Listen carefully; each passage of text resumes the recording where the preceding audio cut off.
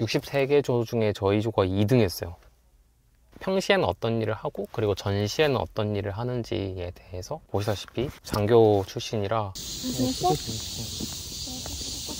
왜 그러면 격리장교를 가게 됐냐. 안녕하세요. 1인칭 회계사 시점입니다. 보시다시피 제가 군복을 입고 있습니다. 예비군하러 왔어요. 입기만 해도 입으면은 HP가 깎여요. 예비군 훈련은 총 6년을 합니다. 병사든 장교든 할 것 없이 6년 동안 예비군 훈련을 하게 되고 4년 동안은 동원 훈련이나 동미참 훈련, 동미참이 동원 미참여 훈련 그거더라고요. 동미참 훈련 이렇게 하게 되고 나머지 2년 동안은 향방잡게 이렇게 해가지고 동사무소 가가지고 이제 소집해서 하는 걸 합니다. 저 같은 경우에는 보시다시피 장교 출신이라 그냥 6년 내내 향방잡게만 했어요. 향방잡게 가도 이제 소대장 필요하거든요. 거기서 소대장 계속 하느라 뭐 따로 동미참 훈련 같은 건 안 했었는데 코로나 시기에 동미참이 없었어요. 그래가지고 그때 남은 게 지금 계속 미루다가 2번까지 미룰 수 있거든요. 그러니까 3번째 불참하면은 고발 조치돼요. 맨 마지막에 이제 더 이상 미룰 수가 없어가지고 지금 동원 훈련 하러 교현 예비군 훈련장에 왔습니다. 향방잡게 소대장만 하다가 소대장 되게 편했거든요. 돈도 주고 그래서 되게 편했는데 지금 여기 와서 제대로 된 동미참 훈련을 해보니까 나름 한 번 정도? 네, 인생에 한 번 정도 해볼 만한 것 같아요. 네, 재밌었어요. 특히 사격하는 거 있거든요. 내가 맞췄고 이제 맞았다는 게 인지되는 그 수트 입고 하는 게 있는데 어제는 시가전이었대요. 근데 저는 오늘 야외에서 하는 그런 거였어가지고 실제로 다 입고 총 같은 것도 들고 풀숲 같은 데 이렇게 숨어가지고 이렇게 했었는데 그거는 제가 제일 잘했어요. 그래서 10명씩 두 팀이 서로 대항전을 하거든요. 근데 제가 2킬 1경상인가? 전 물론 안 죽고 약간 뿌듯했습니다. 교현 예비군 훈련장에는 이제 전 차가 있으니까 좀 일찍 왔어요. 9시에 소집인데 9시 오면 안 된다고 하더라고요. 저는 8시 5분쯤에 왔어요. 8시 5분쯤? 그래서 8시 5분에 오니까 제가 3조였거든요. 그러니까 10명씩 한 개 조인데 제가 3조였어요.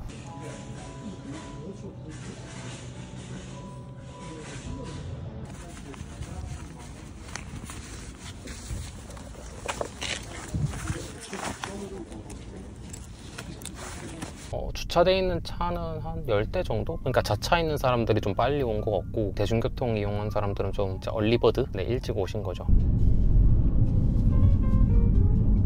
일찍 오는 이유는 뭐냐? 성실한 사람일수록 그리고 조기 퇴소를 원하는 사람일수록 간절함이 반영이 돼가지고 되게 일찍 와요. 일찍 온 사람들이 약간 좀 우수한 자원들이어가지고 그 우수한 자원들과 이제 높은 성적으로 퇴소를 빨리 할 수 있는 거죠. 퇴소는 A그룹, B그룹, C그룹으로 나눠요. 저는 3조였는데 나중에 밥 먹을 때 보니까 63조까지 있는 거예요. 그걸 평일이거든요 지금? 그러니까 63조까지 있더라고요. 63개 조 중에 저희 조가 2등 했어요. 그래서 좀 빨리 나왔습니다. A그룹에 들어가려면 모든 훈련을 3시 반까지 종료를 하고 6개 과목의 총점이 510점을 넘겨야 돼요. 근데 한 개 과목이 100점 만점이 아니더라고요. 기본 그 과목의 점수가 100점인데다가 뭐 모자를 썼다 그러면 1점씩 가산하고 뭐 이런 식이에요. 제 생각엔 뭐 한 110점씩 6개 과목인 것 같아요. 네, 모자 썼는지 매번 체크를 하더라고요. 그리고 핸드폰 같은 거를 쓰면은 마이너스 5점 뭐 이런 식으로 한 명당. 그래서 10개 조원들이 마음이 하나가 돼서 좀 열심히 해야 일찍 퇴소할 수 있는 구조다. 아무튼 나름 재밌었습니다. 요즘 전쟁 관련해서 뉴스가 많아요. 우크라이나랑 러시아 전쟁도 그렇고 그리고 지금 팔레스타인이랑 이스라엘 지금 전쟁 거의 이게 전쟁이죠. 뭐 전쟁하고 있고 그래서 이번 콘텐츠에서는 전쟁이 발발을 하면 회계사가 무엇을 하는지에 대해서 말씀드리고자 합니다. 사실 뭐 회계사라고 해서 전쟁 나면 뭐 별거 있나요? 그냥 다 소총수죠. 뭐 그냥 소총수예요. 네, 사실. 그런데 이제 회계장교는 하는 게 좀 다르다. 회계장교로 부르기도 하고 격리장교, 대정장교로 부르는데 격리장교, 대정장교 출신으로서 평시에는 어떤 일을 하고 그리고 전시에는 어떤 일을 하는지에 대해서 말씀드리고자 합니다. 우선 퇴소를 했으니까 가면서 말씀을 드릴게요. 이럴 땐 차를 참 잘 산 것 같아요.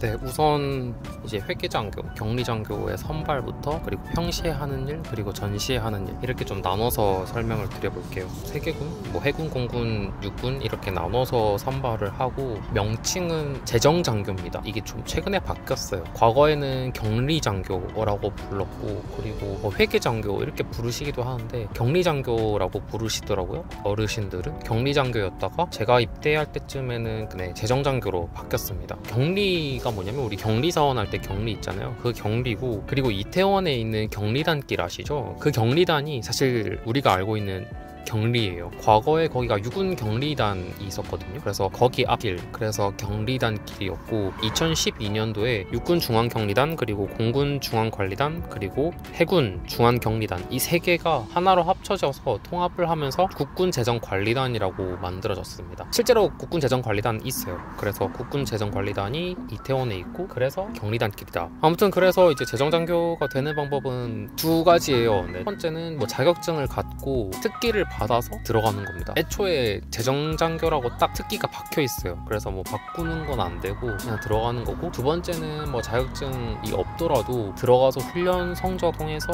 좀 높은 성적 얻어가지고 특기 경쟁에서 이겨가지고 특기를 따오는 거죠. 근데 후자의 경우에는 쉽지가 않아요. 왜냐면은 공군 기준으로 자격증 점수가 막 만점 이랬으면 훈련 점수는 100점대거든요. 그래서 훈련을 통해서 이 자격증을 뛰어넘기는 굉장히 어렵다. 그래서 이제 내가 비록 이제 먼저 특기를 받지 못했지만 뭐 관련돼서 회계 관련 자격증이 있었다. 그러면은 점수가 되게 높은 걸로 알아요. 그러면 이 재정특기로 빠지는 거죠. 제 장교 동기들은 15명입니다. 그래서 15명 있고 그 중에 여군이 둘이고 지금 네 직업군인 하고 있어요.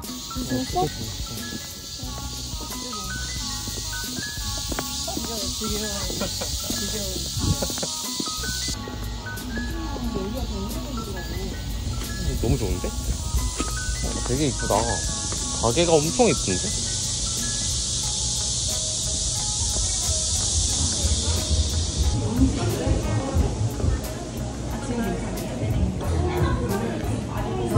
아, 너 먹어. 너 찍을 줄 알고. 아니야. 먹어도 돼. 내가 찍은 거 보내줄게. 먹어도 돼.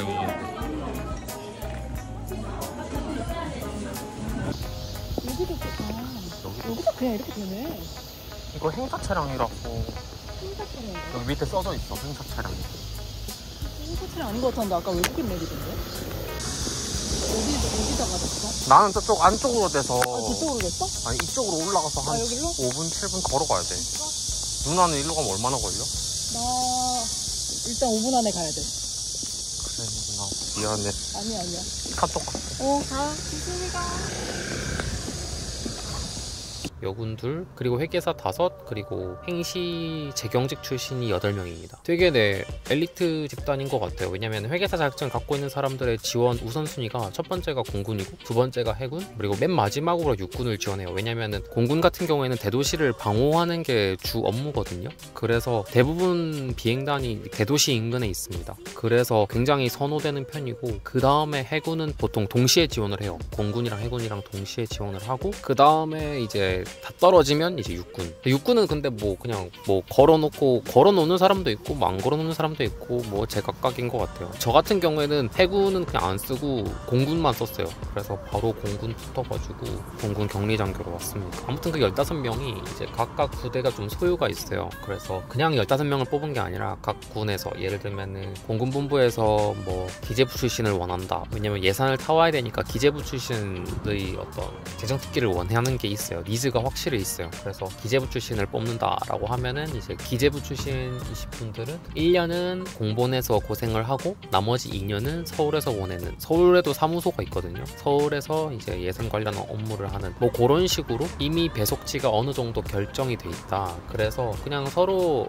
합의를 하는 편이에요. 예를 들면은 모 비행단에서 회계사를 원하고 다른 비행단에서도 회계사를 원해요. 그러면은 뭐 회계사들끼리 이제 협의를 하는 거죠. 뭐 자녀가 있다, 아니면 결혼을 했다, 이러면 서울이랑 가장 가까운 데로 이렇게 양보를 하는 편이고, 그 합의가 항상 이루어지는 건 아니지만 대부분 다 그런 식으로 합의가 이루어집니다. 아무튼 그렇게 선발이 되면 평소에 하는 일은 크게 4가지가 있어요. 제일 처음 가면 보통 출납 공무원이란 업무를 하고, 그 다음에 계약 담당이나 재무회계 담당, 재무회계 담당은 주로 이제 곁들여서 그냥 겸직하는 편입니다. 그래서 재무회계 담당 있고, 그리고 지출관 하면서 지출관 잡으면서 선임 장교를 잡죠. 왜 그러냐면 출납 공무원이 줄여서 출공이라 부르거든요. 그래서 출공이 어쨌든 지급 결의서를 올리면 지출관 통해서 이 처장님 결제 받고 이제 나가기 때문에, 그래서 보통은 지출관이 돈이 나가는 건 모두 다 알고 있어요. 그래서 뭐 예산도 그렇고 돈 나가는 것도 그렇고 부대에서 나가는 돈을 모두 알고 있기 때문에 보통은 선임 장교가 지출관을 잡으면서 처장님이 물어보시는 거에 대해서 저희가 알려드리죠. 계약 담당 같은 경우에는 부대 전체적으로 이루어지는 용역이라든지 공사 계약을 담당을 하고요. 예하부대 자체적으로 하는 것도 있지만 일정 금액 이상은 단급 부대에서만 진행하게끔 법이 돼 있어요. 그래서 국계법, 그러니까 국가를 당사자로 하는 계약에 관한 법률, 요거를 바탕으로 해서 계약 담당 업무를 하죠. 계약 당사자를 이제 낙찰 통해서 선정하는 것부터 계약 체결, 관리, 그리고 사후에는 유지 보수까지 이런 것들을 전반적으로 담당을 합니다. 출납 공무원 같은 경우에는 그냥 뭐 지출까지는 아니고 지급 결의서, 카드 대금이라든지 그리고 급여, 수당 이런 것들을 관리를 해요. 그래서 가장 좀 허드렛 일이죠. 어떻게 보면은 그런 일들을 담당을 한다라고 알고 계시면 되겠습니다. 요게 이제 평시에 하는 일들인데, 전시가 되면 요 하는 일들이 조금 간소화가 돼요. 결제 라인이 좀 간소화가 되는 거죠. 그러면 전쟁이 발발을 했다 그러면 회계장교 중에 이 출납 공무원은 부대 근처에 협약된 은행으로 바로 뛰어갑니다. 이제 차량도 주거든요. 그 차량을 가지고 당연히 운전병이랑 같이 가죠. 운전병이랑 같이 가서 그 부대원 전체의 2달치인가 3달치 월급을 한 번에 다 현금으로 수령을 합니다. 그래서 전시급여를 현금으로 바로 지급을 해요. 물론 전산으로 지급할 수 있으면 좋은데 이제 전쟁 났잖아요. 그러면 전산이 당연히 안 되겠죠. 그러니까 현금으로 해가지고 지급을 합니다. 격리장교의 제1 의무는 돈다발 지키는 거예요. 네, 그냥 돈 안 뺏기고 그냥 돈다발 잘 지키면서 이제 살아남는 거죠. 그렇습니다. 그리고 뭐 계약 같은 것도 원래는 공개 수익, 투차를 받고 낙찰자를 선정을 해서 이제 계약을 체결해야 되지만 이제 전시니까 그런 거 없이 비공개 수익 계약으로 바로바로 할 수 있는 걸로 알고 있어요. 그럼 회계사 중에 격리장교한 사람이 많지는 않아요, 솔직히. 근데 뭐 그렇다고 또 전혀 없지는 않고, 저희 팀 생각했을 때 위에 이제 파트너님들까지 다 포함을 해서 열에 하나 정도는 있는 것 같아요. 네. 10명 중에 1명? 되게 드물죠. 왜 그러면 격리장교를 가게 되냐, 저는 합당한 수준의 제 노동의 대가를 딱 보상받는 걸 좋아하거든요. 사실 그때 당시만 해도 병사 월급이 너무 적었기 때문에 저는 장교 가는 걸 택했죠. 또 장교 출신 뭐 좋아하니까, 세계법인에서 좋아하고, 그리고 커리어의 연속이라고 생각을 해서 저는 장교 가기로 선택을 한 거였어요. 여기까지가 되게 표면적인 이유고, 사실은 뭐 미루다가 코이칸가 뭐 거기도 써보고 카투사도 써보고 막 이러다가 진짜 가기 싫어서 미루다가 간 거긴 한데, 교수님 중에 한 분이 학사장교 출신이셨어요. 그래가지고 학사장교 때 얘기 잠깐 해주셨는데, 진짜 우연히 핸드폰으로 검색하다가 제가 생각했던 바와 굉장히 잘 맞는 것 같아서 학사장교로 가게 됐죠. 그리고 생각해보면 참 인생이라는 건 진짜 모르는 것 같아요. 계획했던 것도 아니고 진짜 우연으로 이제 알게 된 경로였는데, 학사장교 오게 돼서 이렇게 제 인생에 좀 큰 영향을 미치고 있는 걸 보면 참 인생 모르는 것 같습니다. 급여 같은 거 좀 궁금하시려나? 제가 근무할 때 급여가 많진 않았어요. 뭐 월 200만 원대였나? 그랬던 것 같아요. 이게 저는 관사에 있으니까 관사 관리비가 5만 원이거든요. 그리고 그 안에 이제 부대 안에 있으면 별로 할 게 없으니까 그냥 돈 계속 모았던 것 같아요. 그래서 저는 안에서 사실 교정을 했었어가지고 돈 조금 나가고, 그리고 저축 금액이 3년간 3,500, 4,000 정도 되지 않았을까 생각을 해요. 네, 제가 딱 기억이 안 나는데 한 그 정도 되고, 교연 예비군 훈련장에 대해서 말씀을 드리면 밥은 꽤 괜찮았어요. 네, 밥 맛있었고 8,000원이었는데 어디 가서 이런 밥을 8,000원에 먹겠나 싶을 정도로 꽤 괜찮았고, 그리고 시설도 좋았어요. 과학화 훈련장? 뭐 그런 거여가지고 되게 설비 투자가 잘 돼 있는 것 같았고 되게 깔끔하고, 제가 생각했던 육군부대의 어떤 그런 약간 낙후된 이런 거 전혀 없었고 되게 깔끔하게 잘 유지관리되고 있는 모습이었습니다. 아무튼 이렇게 미루던 예비군이 모두 끝이 났네요. 그래서 이제는 더 이상 예비군 훈련 때문에 어디 뭐 불려다닐 일은 전혀 없을 것 같아서 네, 전쟁만 안 난다면 굉장히 만족하고 있습니다. 뭐 격리장교 관련된 거라든지 아니면은 여기 교연 예비군 훈련장 관련돼서 궁금하신 점 있으시면 댓글로 남겨주세요. 그러면 제가 아는 바 내에서 최대한 성심성의껏 말씀드리겠습니다. 지금까지 1인칭 회사 시점이었습니다. 시청해주셔서 감사합니다.